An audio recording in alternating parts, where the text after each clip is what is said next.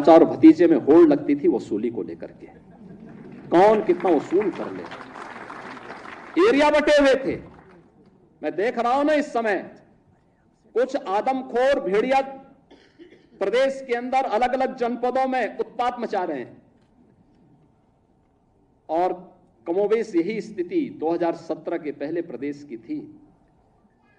ये लोग उस समय कितनी तबाही मचाए हुए थे, किसी से छुपा हुआ नहीं है। और इनके भी एरिया बटे हुए थे वसूली के, कहीं चाचा कहीं भतीजे, महाभारत के सारे रिश्ते थे, सारे रिश्ते। फेल हो जाएगा। महाभारत का दूसरा दृश्य वहां देखने को मिलता था।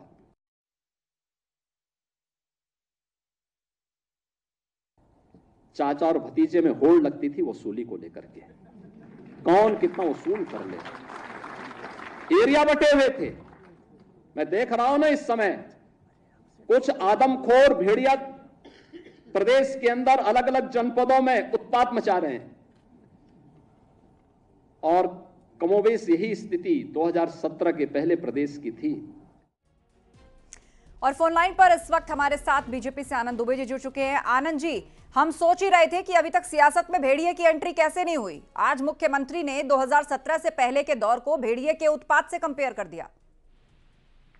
देखिए आस्था जी, ये तो पूरा उत्तर प्रदेश जानता है और महसूस करता है और देखा भी है उत्तर प्रदेश ने कि 2017 के पहले किस तरह से डर का माहौल था। माननीय मुख्यमंत्री जी ने यही कहा है कि जिस तरह से आज कुछ जिलों में भेड़ियों का उत्पात है, लोगों को डर की वजह से अपने घरों में कैद होना पड़ रहा है।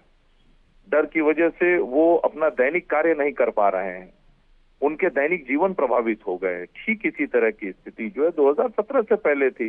व्यापारी अपना व्यापार नहीं कर पाता था, उद्यमी उत्तर प्रदेश में आना नहीं चाहते थे, जो सरकारी कर्मचारी हैं उनको ट्रांसफर के नाम पे, पोस्टिंग के नाम पे प्रताड़ित किया जाता था, और लगातार उत्तर प्रदेश में दंगे होते थे। लोग घरों में कैद होने को मजबूर हो जाते थे। यहाँ तक कि त्योहार आता था तो लोग ज्यादा से ज्यादा सामान खरीद के अपने घरों में रख लेते थे। उन्हें लगता था कि भाई त्योहार आ गया तो निश्चित रूप से कोई ना कोई दंगा हो जाएगा। तो ये एक डर का, आतंक का, भय का माहौल जो है वो उत्तर प्रदेश में था। और 2017 में जब योगी आदित्यनाथ जी ने उत्तर प्रदेश की कमान संभाली तो एक बदहाल उत्तर प्रदेश, एक डरा हुआ, एक सहमा हुआ उत्तर प्रदेश, एक रोजगार के लिए, कल कारखाने, उद्योग के लिए तड़पता हुआ उत्तर प्रदेश उनको मिला था। लेकिन हम गर्व के साथ कह सकते हैं कि इन 6 साढ़े 7 सालों में माननीय योगी आदित्यनाथ जी के अथक परिश्रम से, माननीय मोदी जी के मार्गदर्शन में उत्तर प्रदेश ने हर क्षेत्र में शानदार जो है सफलता अर्जित की है। और आज वो लोग जो अभी उत्तर प्रदेश को आतंकित करते थे, आज वो ये फिर से चाहते हैं कि उत्तर प्रदेश में उसी तरह के भय और आतंक का वातावरण बने, उसी तरह से युवाओं के रोजगार छीने जाए, उसी तरह से ट्रांसफर पोस्टिंग के नाम पर वसूली का ठीक है आनंद जी। और इस बीच हमारे साथ अमीक जमाई साहब भी जुड़ चुके हैं, सपा के प्रवक्ता। अमीक जमाई जी, मुख्यमंत्री योगी आदित्यनाथ ने 2017 से पहले जो आपकी सरकार थी उसके कामकाज को भेड़िए के उत्पात के साथ कंपेयर किया और कहा कि जो आतंक आज अलग अलग जिलों में देखा जा रहा है, ऐसा ही आतंक अलग अलग मुद्दों पर, चाहे वो ट्रांसफर पोस्टिंग हो, चाहे वो कानून व्यवस्था हो या फिर माफियागिरी हो, इसे लेकर चाचा भतीजे ने उत्पात मचाया हुआ था। देखिए, पूर्व मुख्यमंत्री जो देश दुनिया के बहुत बड़े बड़े कॉलेजेस, विश्वविद्यालयों से पढ़े लिखे इंसान हैं और उत्तर प्रदेश को उन्होंने नए सिरे से बिल्ड करने का काम किया। उनके बारे में या पिछड़े समाज से आए हुए मुख्यमंत्री जी के बारे में उनको भेड़िए से तुलना करना, ये आदरणीय मुख्यमंत्री जी को और एक योगी को शोभा नहीं देता है। हमारे मुख्यमंत्री अखिलेश यादव जी ने तो सिर्फ इतना ही पूछा है कि आप हमें इन्वेस्टमेंट के, हमें फैक्ट्रीज के पते बता दीजिए, आप हमें नौकरियां बता दीजिए कि शिक्षक नौकरियों के लिए परेशान क्यों है, उत्तर प्रदेश में किसान परेशान क्यों है, और पूरा युवा चीख रहा है, बेरोजगार युवा चीख रहा है, उसके पास नौकरियां नहीं है, आत्महत्याएं कर रहे हैं। वहाँ रेप में नंबर 2 का प्रदेश है भारतीय जनता पार्टी के राज में। तो क्या जो रेप में नंबर 2 है एनसीआरबी के डाटों में, क्या ये भेड़ियों की वजह से है? हम भेड़ियों की संज्ञा नहीं देना चाहते हैं आदरणीय मुख्यमंत्री जी को। उनसे हमारा विचारधारा का झगड़ा है और रहेगा। लेकिन हम जब पूछते हैं कि आपका जो बुलडोजर है ये ब्राह्मण और मुसलमानों पे क्यों चलता है, बाकी जगह चलना क्यों बंद हो जाता है, तो आदरणीय अखिलेश जी ने बहुत साफ कहा है कि मतलब आप ये कह रहे हैं कि बुलडोजर सेलेक्टिव जगह पर चलता है। आनंद दुबे जी, वही आरोप आप लोगों पर, और यहां तो एक बार फिर से विपक्ष ने पिछड़ा कार्ड खेल दिया कि एक चुने हुए मुख्यमंत्री जो पिछड़े समाज से आते हैं उनके कामकाज को भेड़ियों का आतंक कहा जा रहा है। देखिए, सबसे बड़ी बात यह है कि ये वो लोग हैं जो स्वयं चिन्हित करते हैं, स्वयं ये सिलेक्टिव हो जाते हैं। जब किसी अपराधी पर कार्रवाई होती है तो तुरंत ये उसकी जाति ढूंढने में निकल जाते हैं, ये उसका धर्म ढूंढने में निकल जाते हैं। आपको तो याद ही होगा कि अखिलेश जी की सरकार में रामपुर ग्रुप सेंटर पर सीआरपीएफ ग्रुप सेंटर पे जो हमला हुआ था, उसके आतंकवादियों के, संकट मोचन ब्लास्ट के आतंकवादियों के मुकदमे वापस लेने के लिए अखिलेश यादव जी की सरकार ने पैरवी किया था, सिर्फ इसलिए क्योंकि वो मुसलमान थे और कांग्रेस और समाजवादी पार्टी मुसलमानों को दिखाना चाहती थी कि हम जो है अगर कोई आतंकवादी होगा तो उसके लिए भी पैरवी करेंगे। ये शर्म की बात है। आप किस तरह की हरकत उत्तर प्रदेश में करते थे। इसी तरह जब उत्तर प्रदेश में मुजफ्फरनगर में दंगे हुए तो वहां के आरोपियों को बुलाकर मुख्यमंत्री जी ने, अखिलेश यादव जी ने मुख्यमंत्री आवास में उनको सम्मानित करने का काम किया। तो बुलडोजर जो चलता है ना उत्तर प्रदेश में, वो अवैध निर्माण पे चलता है। उन अवैध निर्माणों पे जो सपा के शासनकाल में पैसे लेकर अवैध निर्माण कराए। ठीक है, अब बुलडोजर का जिक्र आया ही है अमीक जी, तो अपनी बातचीत में मुख्यमंत्री ने यह भी कहा कि बुलडोजर चलाने के लिए मजबूत हाथों की जरूरत होती है, दिल और दिमाग की जरूरत होती है। माफिया के आगे नाक रगड़ने वाले लोग इतनी हिम्मत नहीं रखते। आपको सुनवाते हैं मुख्यमंत्री का वक्तव्य, फिर आपसे बातचीत करते हैं।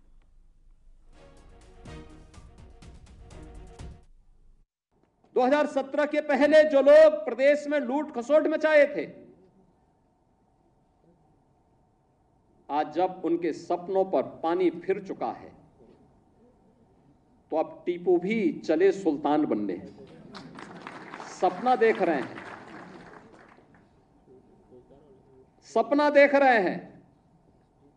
आपने देखा होगा ना, आज से 8-10 वर्ष पहले एक धारावाहिक आया था, मुंगेरी लाल के हसीन सपने।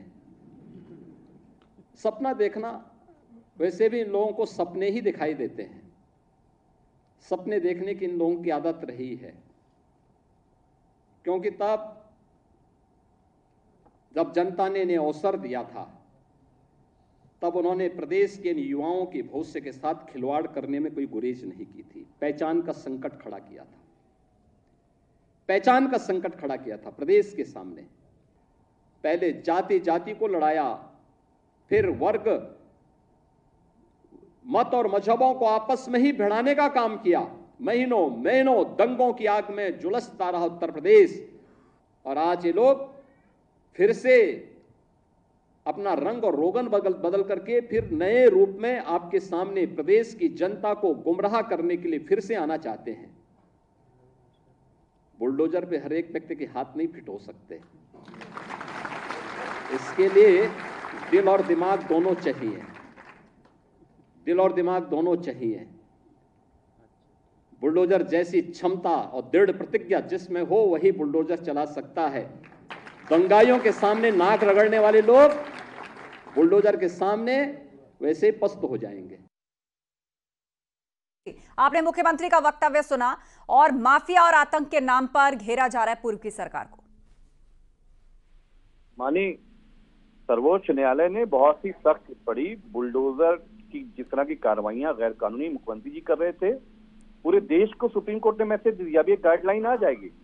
हमारा सिर्फ ये कहना है कि जो बुलडोजर है, अगर भारतीय जनता पार्टी के एमएलए और सांसद जो उत्तर प्रदेश के हैं, अगर सिर्फ उनकी प्रॉपर्टीज मुख्यमंत्री जी लिस्ट बना लें, 80% उनकी प्रॉपर्टी जिसका नक्शा नहीं है, तो बुलडोजर चल जाएगा। लेकिन बुलडोजर वहां नहीं चलेगा, बुलडोजर चलेगा किसी ब्राह्मण समाज पे, किसी मुस्लिम समाज पे, बुलडोजर चलेगा किसी यादव समाज पे। ये तीन ही जगह आपका दिल और जिगर क्यों चलता है, ये तीन ही जगह आपकी निगाहें क्यों जाती हैं? और हम बहुत साफ कर दे रहे हैं आज आपके टेलीविजन के माध्यम से, माननीय अखिलेश जी ने बहुत साफ कहा है, गोरखपुर में जो अकूट संपत्तियां जो पैदा करके हजारों हजार न जाने कितनी जमीनें वहां पे जो बैंक की जमीनें जो खरीदी गई हैं, उसकी जांच होगी। और बुलडोजर का मुंह तो माननीय अखिलेश जी ने कह दिया है कि उसका गोरखपुर मुंह होगा। आनंद दुबे जी, ये तो सीधी सीधी ललकार है कि सरकार अगर आई तो बुलडोजर का जो स्टीयरिंग है वो गोरखपुर की तरफ घूमेगा। देखिए, एक चीज बहुत स्पष्ट है कि इसी तरह के हसीन सपने ये देखा करें। बुलडोजर न इनके हाथ आने वाला है, न उत्तर प्रदेश की चाबी इनके हाथ आने वाली है। अब मैं सुप्रीम कोर्ट के उस जिसकी बात अभी अमीक जमई साहब ने कहा, मुझे लग रहा है जमई साहब ने उसको पढ़ा नहीं है कायदे से।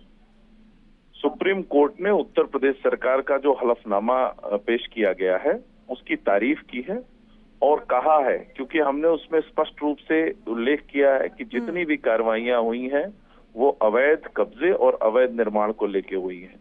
आरोप दर्ज होने की वजह से किसी पर कोई कार्रवाई नहीं होती है, पहली चीज। दूसरी चीज, सुप्रीम कोर्ट ने ये भी कहा है जो उस दिन सुनवाई में, कि हम किसी भी तरह से अवैध निर्माण और अवैध कब्जे को मान्यता नहीं दे सकते हैं। तो ये शायद पूरा पढ़ते नहीं है, एक विषय। दूसरा विषय ये है, 66,000 हेक्टेयर से ज्यादा जमीनें आस्था जी उत्तर प्रदेश में योगी आदित्यनाथ जी की सरकार ने भूमाफियाओं से कब्जे से छुड़वाई, और ये वो भूमाफिया हैं जो मिली भगत करके सपा के शासन में कुल मिलाकर मामला चाहे बुलडोजर का हो या भेड़िए का हो, एक बार फिर से सियासत गर्म हो चुकी है। आप दोनों का शुक्रिया इस चर्चा में शामिल होने के लिए। तो गोरखपुर के बीजेपी सांसद रवि किशन ने अखिलेश यादव पर पलटवार किया है। उन्होंने पूछा है कि क्या अखिलेश यादव हिंदू आस्था पर चोट पहुंचाना चाहते हैं। रवि किशन ने यह भी कहा कि गोरखपुर भगवान गोरखनाथ की धरती है, आखिर उन्होंने प्रदेश में से सिर्फ गोरखपुर ही क्यों चुना। उन्होंने अखिलेश यादव पर तुष्टीकरण की राजनीति करने का आरोप लगाया। अखिलेश जी ने एक बड़ा हमला बोला है। जो बुलडोजर नीति चल रही है, सुप्रीम कोर्ट तक बहस हुई, सुप्रीम कोर्ट ने भी एक तरीके से उत्तर प्रदेश की बुलडोजर नीति को सराहा ही है। अब अखिलेश जी कह रहे हैं कि अगर मेरी सत्ता आएगी 2027 में तो बुलडोजर का रुख सीधे गोरखपुर की तरफ होगा। तो क्या ये आस्था पे चोट है कि कुछ और है? ये अखिलेश जी से मैं बड़ा आदर आपका करता हूँ, बड़ा सम्मान करता हूँ, लेकिन ये बयान मुझे काफ़ी सुबह हर्ट कर गया और बहुत सारे प्रश्न भी हमारे जहन में चलने लगे। मैं माननीय अखिलेश जी आपसे ये जानना चाहता हूँ, क्यों आपने गोरखपुर चुना, जबकि आपको पता है कि ये गोरक्षनाथ की ये पीठ है, एक पावन धरती है। एक एक लोग यहाँ पर, एक सांसद के रूप में मैं दूसरी बार जीत कर, या मैं हर व्यक्ति यहाँ पर है, हमारे परदादा की ज़मीन यहीं पर है बड़हलगंज, हम लोग की आस्था गोरक्षनाथ पर है। तो क्या आप ये तुष्टीकरण की राजनीति वाला बयान नहीं था? क्या आप यहाँ के हिंदुओं को डराना चाहते हैं? क्यों आप सारा बुलडोजर पहले यहीं भेजना, क्यों आपने यही जिला चुना? अखिलेश जी कृपया इसको सफाई, अब मैं उम्मीद करता हूँ आप ये ज़रूर बताएंगे क्यों आप ने कहा, यदि अगर आती है आपकी सरकार, जो हमको कई सालों तक नहीं दिखाई दे रही, लेकिन अगर आप आती है 27 में, तो सारे बुलडोजर गोरखपुर में क्यों यहाँ के हिंदुओं को आप डरवा रहे हैं? क्या आप इस मंदिर पर एक चोट आघात करना चाह रहे हैं? मैं ये जानना चाहता हूं। क्या मतलब उनका मतलब ये है कि वो हिंदू धर्म पे ही सीधा अटैक करना चाह रहे हैं? हम चाहेंगे जवाब उस पर।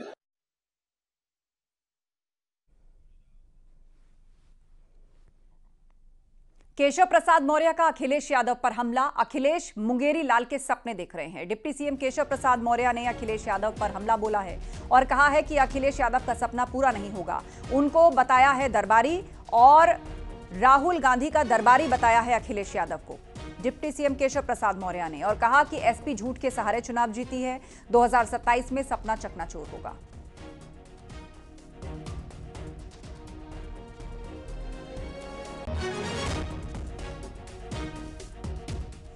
तो डिप्टी सीएम केशव प्रसाद मौर्य ने भी अखिलेश यादव पर हमला बोला और कहा कि उनका सपना पूरा नहीं होगा। झूठ के सहारे उन्होंने चुनाव जीता है। उन्होंने अखिलेश यादव को दरबारी बताया और कहा कि वो राहुल गांधी के दरबारी हैं। 2027 में समाजवादी पार्टी का सपना चकनाचूर हो जाएगा, ये कहा केशव प्रसाद मौर्य ने।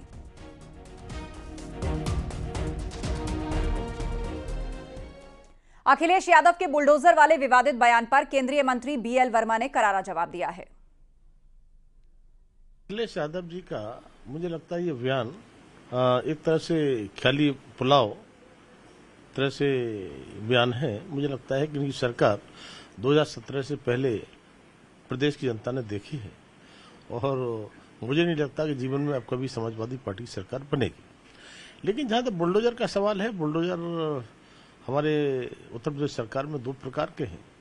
एक बुलडोजर वो है जो विकास के काम में चलता है, रोड बनाता है, विकास के काम में चलता है, और एक बुलडोजर वो है जो इस प्रकार के अपराधी, माफिया और ऐसे खूंखार अपराधी जिन्होंने अवैध तरीके से निर्माण किए हैं, तो वहां पर चलता है। तो मुझे लगता है कि अखिलेश यादव अपने शासनकाल को देखें, मुझे लगता है कि गुंडागर्दी का पर्याय कोई अगर शासन रहा है तो समाजवादी पार्टी का शासन रहा है। उधर अखिलेश के बयान पर बीजेपी का हमला जारी है। यूपी बीजेपी प्रवक्ता राकेश त्रिपाठी ने भी समाजवादी पार्टी पर करारा हमला किया है। चिल्ली और मुंगेरी लाल दोनों हसीन सपने देखा करते थे, लेकिन ये सपने साकार नहीं होते हैं। लेकिन अखिलेश यादव के सपने से ये पता चल गया है कि कितनी दुर्भावना है, कितनी बदले की राजनीति है और विकास के कितने विरोधी हैं कि वो गोरखपुर पर बुलडोजर चलाने की बात कर रहे हैं। लेकिन अखिलेश यादव जी, आपके सपनों पर बुलडोजर चलाने का काम तो उत्तर प्रदेश की जनता करेगी, क्योंकि उत्तर प्रदेश की जनता अराजकता को बर्दाश्त नहीं कर सकती। और ये सवाल भी जनता पूछ रही है कि बुलडोजर अपराधियों के घर चलता है, अतिक्रमणकारियों के घर चलता है, तो पेट में दर्द अखिलेश यादव जी के क्यों होता है? और अखिलेश यादव के बयान के बाद लगातार सियासी बयानों का दौर जारी है। सपा नेताओं के भी इस बीच बयान सामने आए हैं।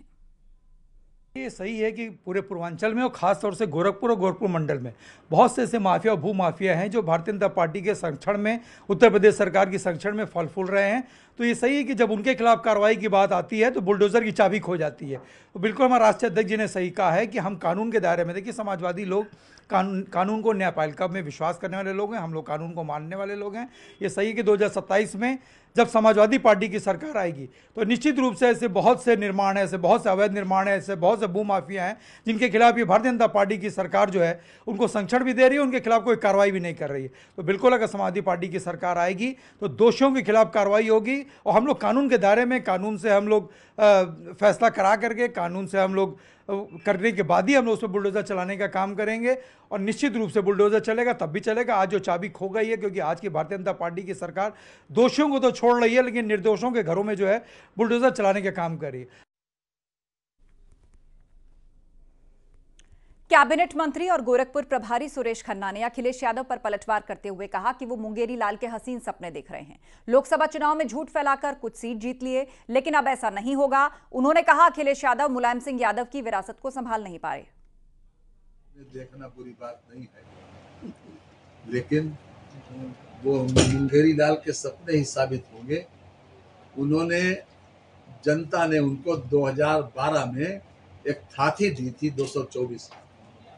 5 साल सरकार चलाने को उनको मौका मिला और 2 साल में भी इतने अनपॉपुलर हो गए कि 2014 में ही हमारी उत्तर प्रदेश में 80 में से 73 सीटें आई थी एनडीए।